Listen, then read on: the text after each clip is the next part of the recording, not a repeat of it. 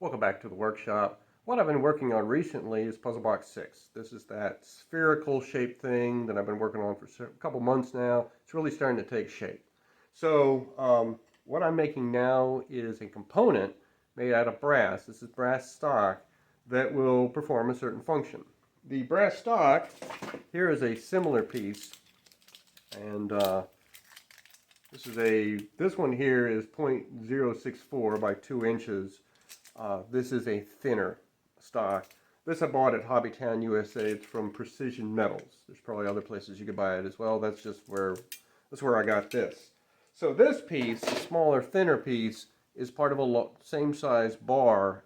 If you saw my video on Puzzle Box 5, you would have seen the rest of this piece. It was used to secure one of the mechanisms I had inside. Check out that video if you want to see more about that. So to show you what I'm going to do here, these are 2 discs of the sphere. And so I want this one on top to be able to move on, to rotate around the one below it, but only so far. And so what I'm going to have to do is put a slot in here with a pin that will regulate how far it can rotate. The idea with the brass piece is that will be, I have to recess it down a little bit, but that the screw or bolt will fit just through this and be, locked. It can go to one direction or the other. And that then the slot here can be a little more fluid. You may not need to have the brass, but this is entirely experimental, so this is the time to try stuff. Because you really never know what you can do until you give it a try. So anyway, I'm going to be working with this. You see I've already worked out a pattern. And what I did was I put a pencil between the two, drilled a little hole, put the end of a pencil, so just the lead, and rotated it to see which kind of angle I needed for that. And so from that, I made a paper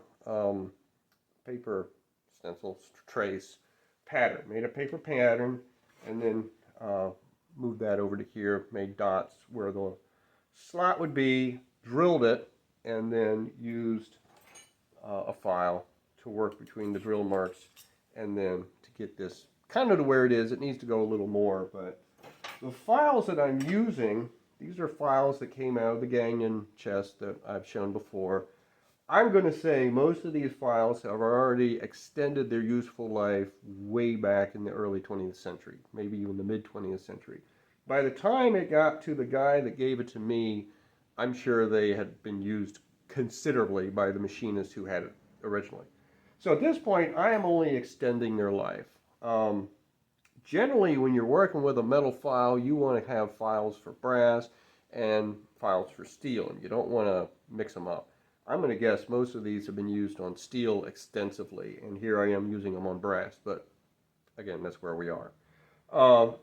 In using it on this, I have noticed it works best when you push in one direction and not pull.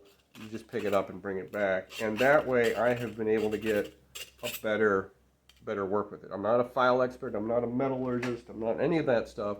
I am a hobbyist woodworker hanging out here in my wood shop.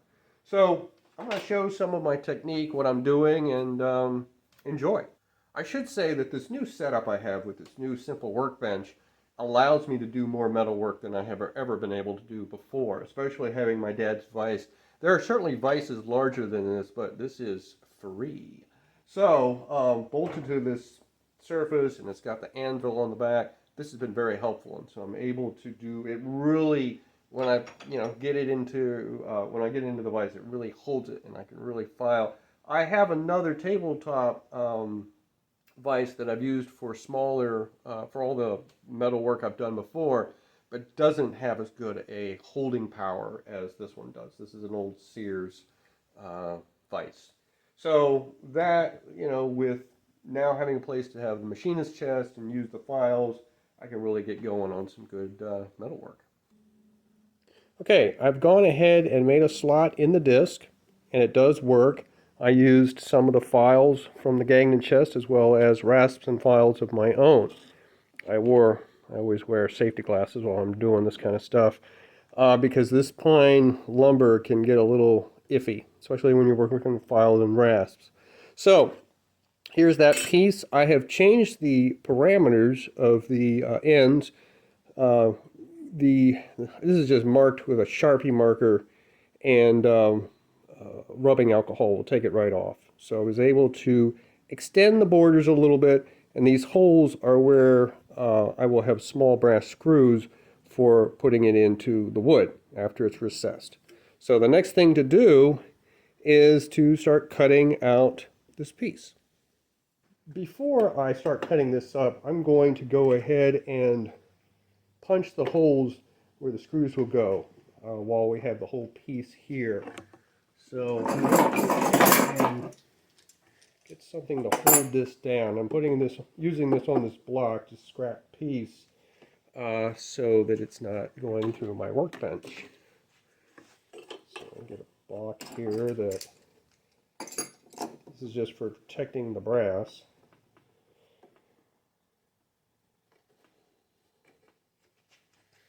Got a couple of cold chisels here that I'm going to use. Sort of just show where this is going to be.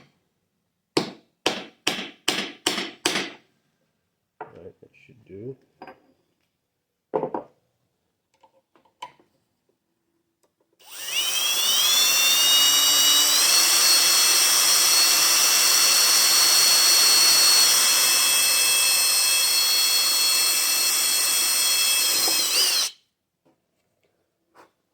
Okay.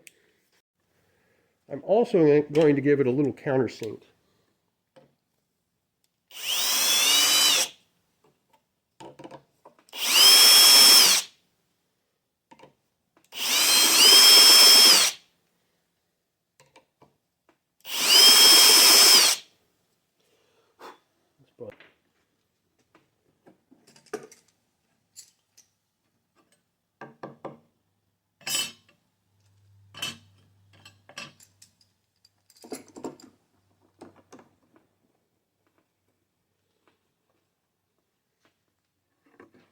I don't know that this is necessary, but I do it because otherwise less of a chance of the drill dancing around, finding a place that's not the hole I intended. There we go.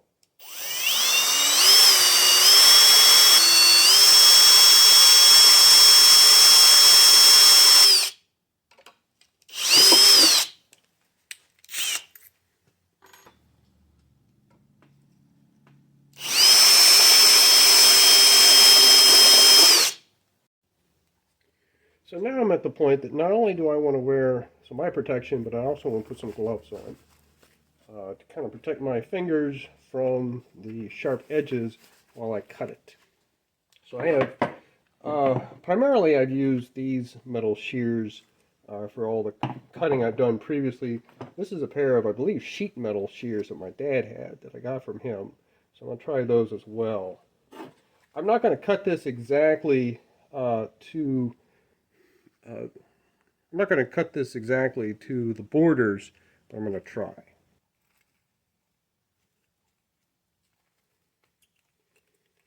Yeah, these are working just as I remember they did when they were in my dad's shop. A lot faster than those other shears.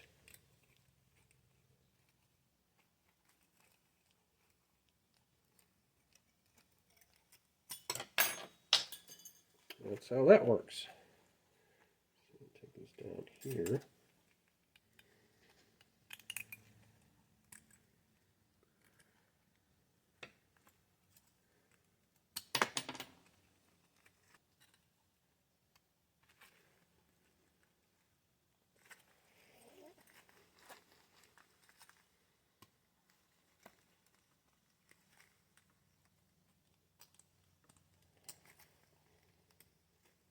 You can also do this with a hacksaw or a metal saw. Back at one of the museums I used to work at, we had a whole metal fabrication room, and we had a bandsaw just for cutting copper and brass, really copper. I used to work with huge sheets of copper, and we had the big bending tools, and we had the big drill press, all that stuff just for metals. just for, you know, copper and brass and that sort of thing. You could use it with steel as well, aluminum.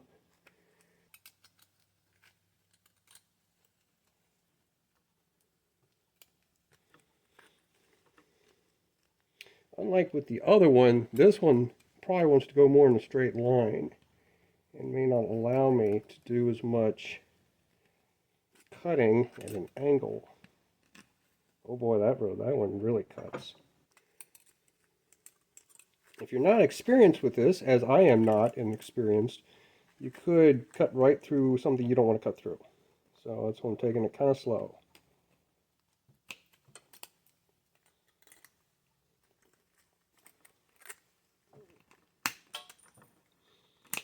Hear those things just flying all over the room. Pieces of metal. Better on the floor than in my eye.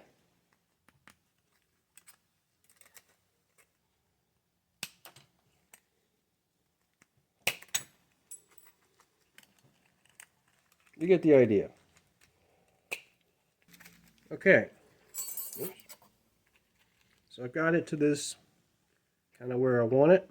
And the next thing I'm going to do is start working it down with a file in the vise and get it down. If I was a little more experienced, I could probably cut that off, but I just didn't want to get that close to where I want this to be.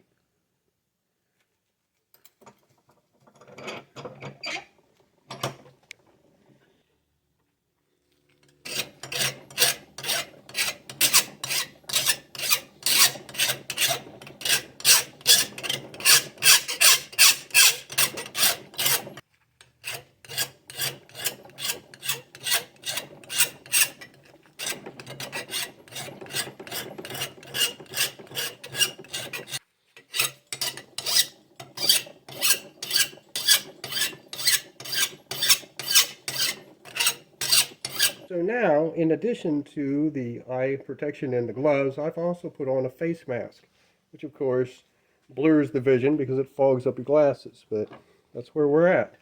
I was able to use the triangle metal file to work down that piece that was left behind. That worked very well. So at this point, I'm just continuing to work on the area of the black marker, because eventually I want that black marker area to either be smoothed down or removed. And of course I can remove it with alcohol, as I said before.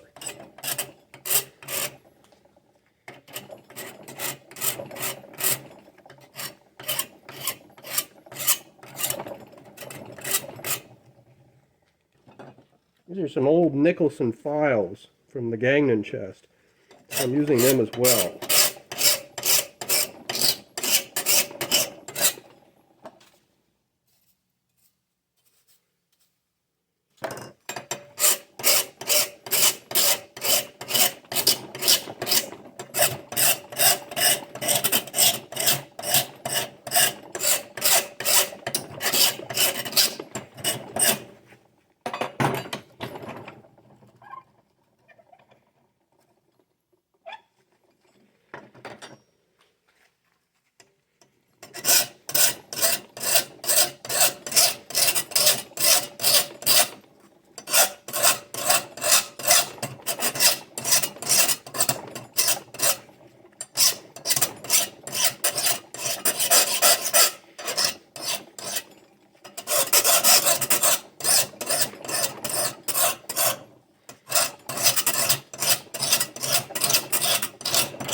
You get the idea.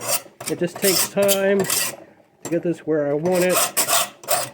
And that's just what we're doing.